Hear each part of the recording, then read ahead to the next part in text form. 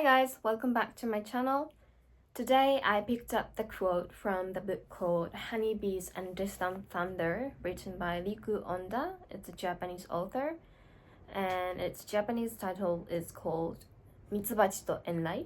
I think it's really famous and popular among bookworm in Japan.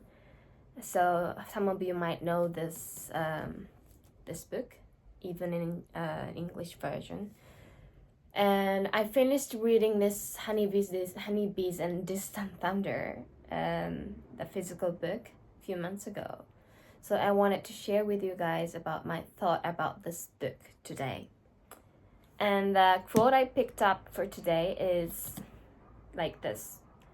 The buzzing I hear is the sound of life being gathered together, the very sound of life itself. I have to go back to the place where I can hear that sound. That sound gives me strength. っていうクォートです。Let me start with the summary of this book first, because I've just found out the very good summary of this book in Amazon Kindle bookstore a few months ago. So let me share it with you first. So it goes like this. In a small coastal town just a stone's throw from Tokyo, a prestigious piano competition is underway. And over a course of 2 feverish weeks, 3 students will experience some of the most joyous and painful moments of their lives. Though they don't know it yet, each will profoundly and unpredictably change the others forever.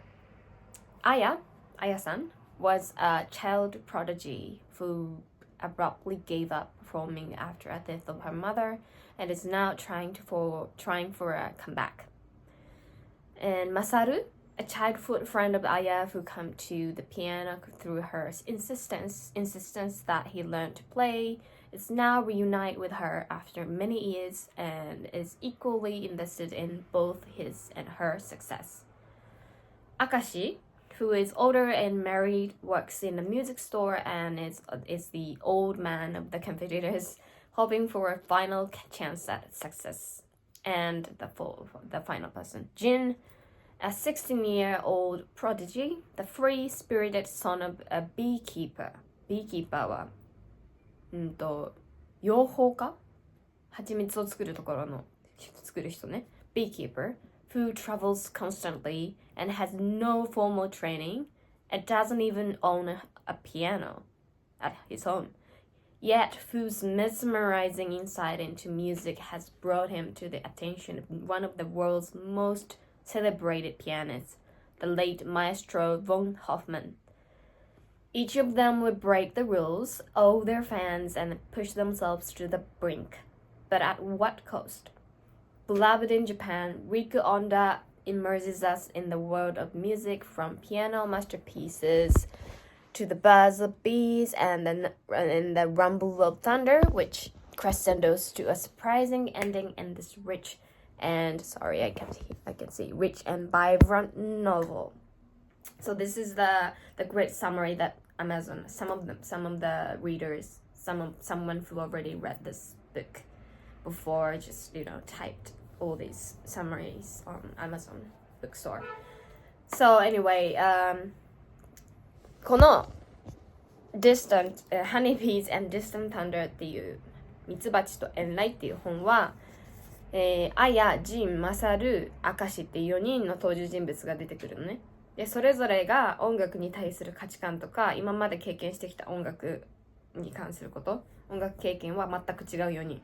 で、その4人が、国際ピアノコンクール、日本で開催されている国際ピアノコンクールに挑戦するっていう話、そのプロセスを描いた話なんだけど、まあその一人一人をちょっとずつ紹介すると、ジンっていうもう実はピアノさえも持っていない、家にピアノさえもないのに音楽に対する才能がものすごくって、その才能が認められて、ボン・ホフマンさんっていうものすごい有名なピアニスト、兼指導者に認められて、この国際ピアノコンクールに挑戦するっていう、天才な男の子がジンで、アヤっていう女の子は子供の時から天才ピアニストとして、歌われてきているんだけど、自分のお母さんの死をきっかけに、ピアノの世界から遠ざかってしまった。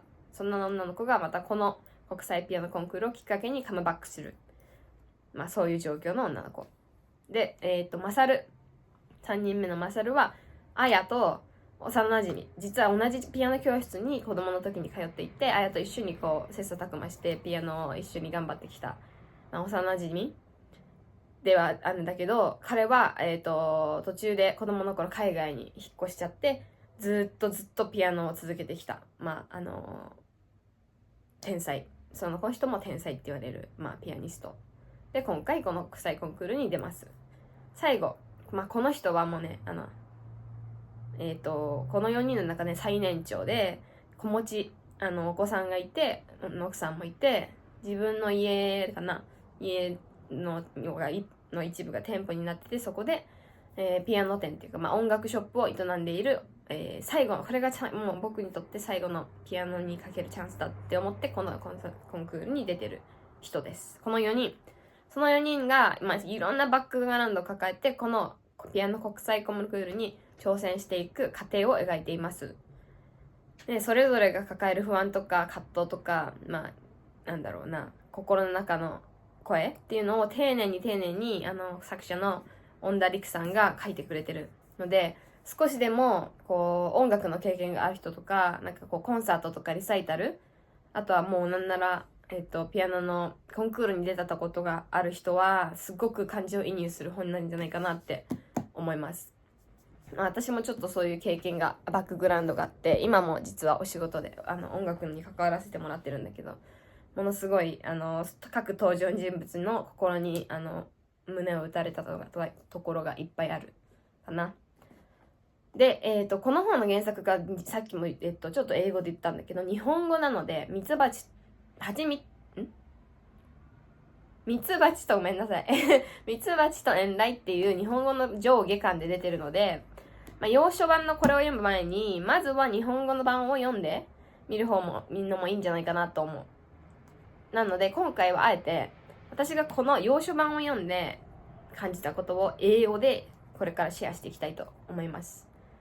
私の、英語による英語を聞いてリスニングをしてみて、洋書版を読む前の文脈の理解とか、グッとくるポイントとか、日本語でこう表す場合、英語ではこう書くんだっていうのを比較してできたらいいんじゃないかなと思って、みんなにとってこのビデオを撮りています。じゃあ感じたことね。No spoilers. No ネタバレでいくので安心してください。So as I finished reading this book, Honeybees And Distant Thunder, written by Riku Onda, just a few months ago, I still think about all the competitors' characteristics and their personal issues and their strong relationship with each other, and all of them, all these things provoked as the storyline goes.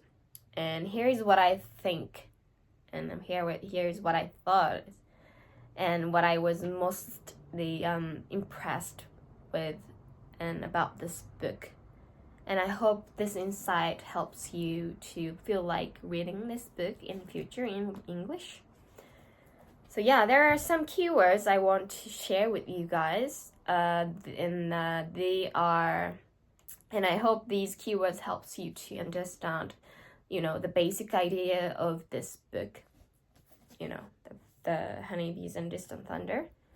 And these keywords are thought-provoking, multi-layered, strong relationship, and realistic settings. Alright, so let's move on to the review of the book. So, I have rooted, personally, I have rooted all the characters in this book, from the contestants in these competitions and judges and protagonists, and I felt really strong sympathy towards all the supporting characters, even since I have a few experience of holding a mini recital thing on concerts and even a little competition. I had an experience of participating a little competition when I was young, playing piano so hard. So yeah, and not only that, I know how musicians feel when they find themselves playing the piano music and tunes without caring much about someone's criticism and others people's opinions, and they just the moment they enjoy every sound they make, in the state of flow. And there's one particular scene that I really like in this book, and that evokes my thoughts deeply. Although I don't want to give you a spoiler, but I'm trying my best. I'm gonna try my best not to spoil the whole story. But yeah, there is a particular scene that two of the main characters bumped into each other in the piano practice room in the middle of the competition, or maybe it's not even the middle of the competition. It's before the competition starts. I don't know. I'm not quite sure about that. But anyway, one of the female character that I introduced to you before, the character is called Aya-san. She has traumatized by how her last piano recital ended up, which was like she just ran away from the piano competition just immediately after she finished her performance on the stage, because of she was depressed and devastated because of her mother's death. And since then, she intentionally had been keeping a distance from a music world, and she didn't even play. She hadn't played the classical music. And yeah, so, and one thing led to another. She decided to come back to the stage by participating in this international piano competition held in Japan, which this another male character also attends to. And this male character is called Jin Kazama. And as I told you before, Jin got a pure gift from the god of music, and he's just and all he does is just seize the beautiful moment and make the most of it when he plays the piano. And thinking from my own perspective, he's just a guy who enjoys the moment. He just sees the beautiful moment of playing the piano whenever he plays the music, So when these two pianists, Aya and Jin, bumped into each other in the same room, Jin suddenly opened the lid of the piano and he started to play the tune piano music called Claude Monet, Tsuki no Hikari, composed by Debussy. And on the other hand, Aya, she kind of hesitated to be there in the room, but Jin just kept playing that tune just rhythmically, like freely, and so Aya has been inclined to, there's no choice. Aya has been inclined to join and play the tune Claude Monet together with Jin, and they started to improvise, that music together, and they were definitely in this state of flow that I talked about before. And this moment is beautifully written by this author called Honda Rikusan, and I was so impressed how she describes the state of flow they are in, and how their music has built in their mind and in their mind. And yeah, that's no words can describe this moment. And I can tell from the way she describes, from the way she writes this scene in this book, in this particular scene. So yeah, I truly believe that the chemistry between Jin and Aya was just magical and fragile at the same time, and it was too beautiful. No words can describe this chemistry, the bond between them.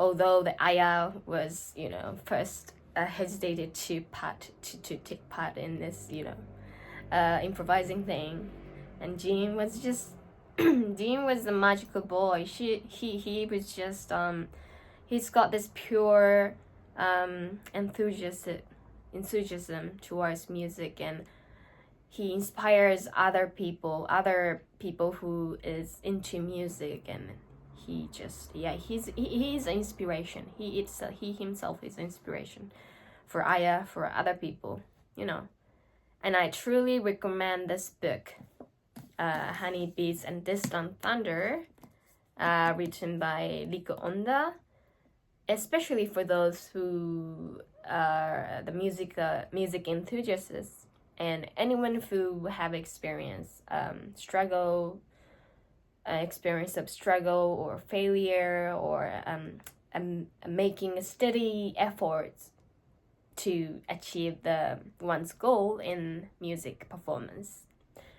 So yeah, this is how it is. This is it. This is how I felt when I finished reading this book. And original copy of this book is written in Japanese, as I told you before. So you might pick up the Japanese version first, and then eventually you might pick up the English version next. So that you already know the context and the summary of this book, the main part of this book, the main story of this book first, and then you can focus on vocabularies and grammar, or how the sentence was built in English. So yeah, I highly recommend this book. So thank you so much for watching video today, and I'll update another video soon because I'm currently reading so many, like 10 books at the same time. So yeah, I'm gonna share with you about all these books, and if you haven't subscribed this channel yet, please subscribe it and like it and leave the comment below. I'm gonna answer in any, if you have any questions about my video or my personal experiences about reading and an English language journey, please ask me anything. Feel free to ask me anything. So yeah, until next video, stay tuned and see you soon. Bye!